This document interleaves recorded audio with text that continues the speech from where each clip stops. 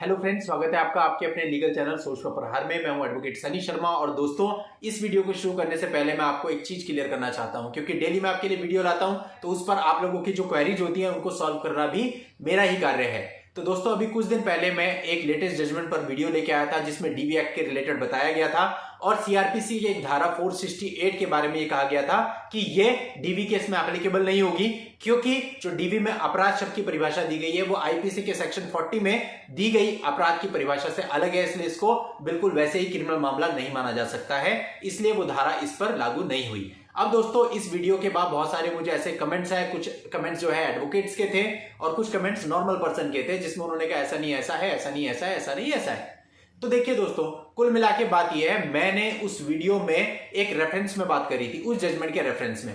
उस जजमेंट में यह माना गया कि डीवी एक्ट के अंतर्गत दी गई अपराध की परिभाषा आईपीसी में दी गई अपराध की परिभाषा से अलग है। तो वहां पे केवल मैंने आपको बताया था कि सीआरपीसी के बहुत सारे प्रोविजंस हैं जिनको हम डीवी में यूज करते हैं। तो कल को अगर 340 की आप एक एप्लीकेशन लगाते हो तो वो भी सीआरपीसी का प्रोविजन है।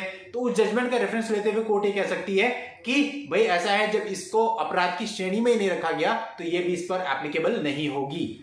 तो दोस्तों, ये मेरा पर्सपेक्टिव था बताने का। अब आपने इसे किस एंगल से देखा, किस पर्सपेक्टिव से देखा, उससे चीजों का अर्थ फिर चेंज हो जाता है। तो बस आपसे यही विनती है कि जो भी आपको वीडियो में बताया जा रहा है, पहले आप उसे अच्छे से समझिए कि किस पर्सपेक्टिव में बताया जा रहा है। यदि आप उसे उसी पर्सपेक्टिव में देखेंगे तो सब ठीक है, वरना अर्थ का अनर्थ हो जाता है। अब दोस्तों, आज का जो वीडियो है इसमें भी मैं आपके लिए एक लेटेस्ट जजमेंट लेकर के आया हूं। यह जजमेंट हाल ही में 16 अप्रैल 2021 को दिया गया है।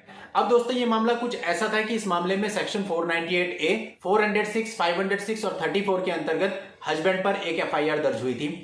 अब दोस्तों, एफआईआर दर्ज होने के कुछ समय के बाद लड़का लड़की दोनों ने आपस में बात करी कि भाई बहुत टाइम हो गया, इसको निपटाया जाए। तो दोनों के बीच में एक सेटलमेंट एग्रीमेंट हो गया। अब उस सेटलमेंट एग्रीमेंट में उन्होंने सारी चीजें लिख ली कि भाई ये चीज हम सारी सेटल करेंगे जितने भी मुकदमे हैं। और फाइनली 16 दिसंबर 2020 को दोनों का डाइवोर्स भी हो गया अंडर सेक्शन 13B। अब दोस्तों, जो लड़का था उस पर जो ये एफआईआर दर्ज हो रखी थी वो इसकी क्वेश्चन के लिए गया। क्वेश्चन के टाइम पर दोस्तों उसने सारी चीजें बताई, वो सेटलमेंट एग्रीमेंट और अपनी डाइवोर्स की डिग्री भी दिखाई कि ऑलरेडी डाइवोर्स हो चुका है और ये जो मामला है ये मैरिज से रिलेटेड था, तो इसको चलाने का कोई औचित्य भी नहीं है।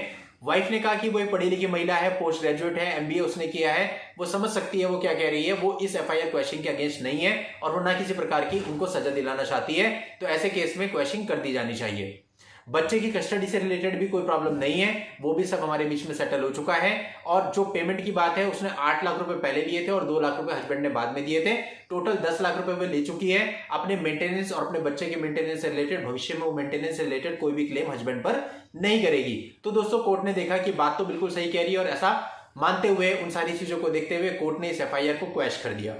अब दोस्तों, ऐसे ही एक जजमेंट में कुछ दिन पहले भी लेकर के आया था, तो उसमें लोगों के कमेंट आ रहे थे कि भाई इसमें जीत क्या हुई हस्बैंड की, उसको तो फिर भी 8 लाख रुपए देने ही पड़े और इस मामले में दोस्तों 10 लाख रुपए देने पड़े। तो यहां मैं आपको बताना चाहूंगा कि आपने शादी करके एक जिम्मेदारी ली है और वो जिम्मेदारी अगर आपने ली है तो आपको उसको मेंटेन करना ही पड़ेगा, क्योंकि आपके अलग होने के बाद लड़की की लाइफ स्पॉइल हो जाएगी। अगर एक बार को पुरुष दूसरी शादी करना भी चाहे तो उसके पास ऑप्शन होते हैं, उसकी जॉब को देखते हुए, सारी चीजों को देखते हुए कहीं ना कहीं से मामला बन जाता है। लेकिन लड़की के लिए इतना आसान नहीं होता भाई। आज भी लोगों के मन में यही है कि लड़की वर्जिन होनी चाहिए। अब लड़की अगर डाइवोर्सी है तो आप भी समझ सकते हैं, अगर आपके घर पे कोई बहन है और उसके साथ दुर्भाग्यवश ऐसा हो जाए तो क्या उसकी दूसरी मैरिज बड़ी आसानी से हो सकती है? नहीं हो सकती। और जब तक उसकी दूसरी मैरिज नहीं हुई तब तक उसको अपने को मेंटेन करने के लिए कुछ ना कुछ तो चाहिए। हो सकता है वो जॉब ना करती हो सकता है उसका कोई जॉब ना मिल रही हो, तो क्या करेगी? और ये भी है कि अगर दूसरी शादी कल को मान लो कुछ सालों के बाद उसकी हो भी जाती है, वो चले ना चले, तो लड़की कहां जाएगी? ऐसे में माता पिता तो एक समय के बाद छोड़ के चले जाते हैं, उसके बाद उस लड़की का क्या होगा? हाँ, मैं बिल्कुल मानता हूं कि कुछ लड़कियां इसका मिसयूज कर रही हैं, जो मांगती है 40 लाख दे दो, 50 लाख दे दो, 1 करोड़ दे दो, वो तो बिल्कुल नहीं देना है, उस पर तो लड़ना है। लेकिन दोस्तों, आपको थोड़ा सा मानवता के नाते, इथिकली और लीगली दोनों पॉइंट ऑफ व्यू से, अगर लड़की एक रीजनेबल अमाउंट मांग रही है अलग होने के लिए तो वो आपको देना चाहिए, क्योंकि देखिए उसका शादी पे भी खर्चा हुआ है और उसको खुद को और बच्चे को मेंटेन करने के लिए, खाने के लिए भी कुछ ना कुछ चाहिए। तो 8-10 लाख रुपए आज के समय पे इतनी बड़ी अमाउंट नहीं होती जिसके लिए आप ये बात कहें। अगर आप कैपेबल हैं, प्रॉपर नौकरी में हैं और आपकी कैपेसिटी के अंदर आपको लगता है रीजनेबल अमाउंट है, तो आपको दे करके सेटलमेंट करना चाहिए। किसी के भी साथ गलत नहीं करना चाहिए, चाहे वो पुरुष हो चाहे वो महिला हो।